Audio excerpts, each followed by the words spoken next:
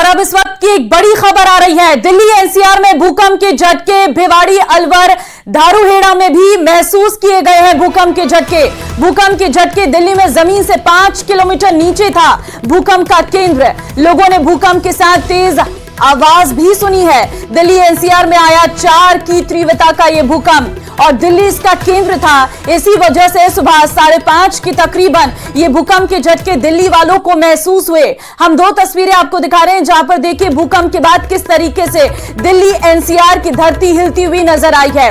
दोनों तस्वीरों में आप देख सकते हैं किस तरीके से जो घर में सामान था वो हिलता हुआ नजर आ रहा है। और एक सीसीटीवी भी हम आपको दिखा रहे हैं जहां पर आपको नजर आ रहा होगा 5:37 हो रही है, तभी अचानक से भूकंप महसूस होता है और सीसीटीवी में साफ नजर भी आता है कि किस तरीके से धरती हिल रही है, क्योंकि सीसीटीवी कैमरे जो लगे हुए थे वो भी हिलते हुए नजर आए। अब आप इससे अंदाजा लगा सकते हैं कि सुबह सुबह किस तरीके से दिल्ली एनसीआर कांप उठा है। बताया जा रहा है कि 4 तीव्रता का यह भूकंप था जो अपने आप में बहुत बड़ा माना जाता है, लेकिन यह गनीमत रही कि किसी भी तरीके से कोई जान माल का नुकसान नहीं हुआ है। दिल्ली एनसीआर में बहुमंजिला इमारतें हैं और ऐसे में लोगों ने जब भूकंप के झटके महसूस किए तो सभी लोग अपने घरों से बाहर निकल आए। और फिलहाल प्रधानमंत्री ने भी अपील की है सावधान रहने की। भूकंप के झटके जैसे ही महसूस किए गए, ये खबर सामने आई तो लोगों में एक हलचल पैदा हो गई, सभी अपने घरों से बाहर निकल आए। हम प्रधानमंत्री का एक्स का वो पोस्ट भी दिखा रहे हैं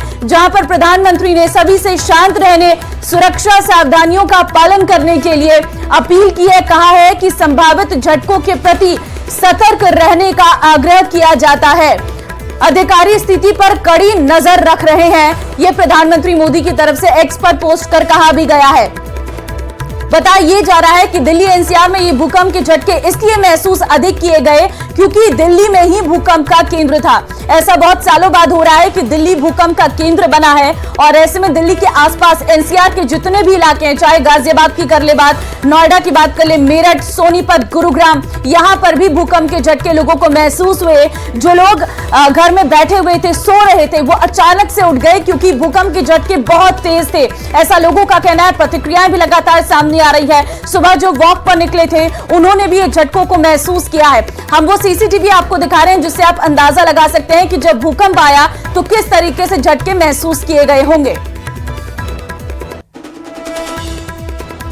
और इसी बीच क्योंकि दिल्ली एनसीआर के साथ साथ ही राजस्थान के भी कई हिस्से ऐसे हैं जहां पर भूकंप के झटके महसूस किए गए, जिसमें भिवाड़ी है, अलवर है, धारूहेड़ा है, यहां के लोगों ने भी भूकंप के झटके महसूस किए हैं।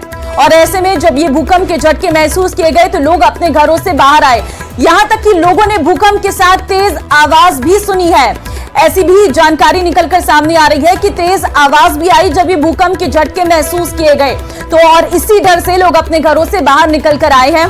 फिलहाल इस पूरे मामले की जांच तो चल रही है कि आखिर दिल्ली एनसीआर कैसे केंद्र रहा और ये भूकंप के झटके कितने गहरे थे और इससे क्या नुकसान हो सकता था, क्या ऐसा और तो नहीं होगा। इन सब पर एजेंसियां काम कर रही हैं और एजेंसियों के बाद काम करने के बाद ये सामने आ पाएगा। लेकिन हाँ, राजस्थान के भी कुछ इलाके ऐसे हैं जहां पर भूकंप के झटके महसूस किए गए हैं, जिसमें भिवाड़ी है, अलवर है और धारूहेड़ा है। ये 3 जगह ऐसे हैं जहां पर लोगों ने भूकंप के झटके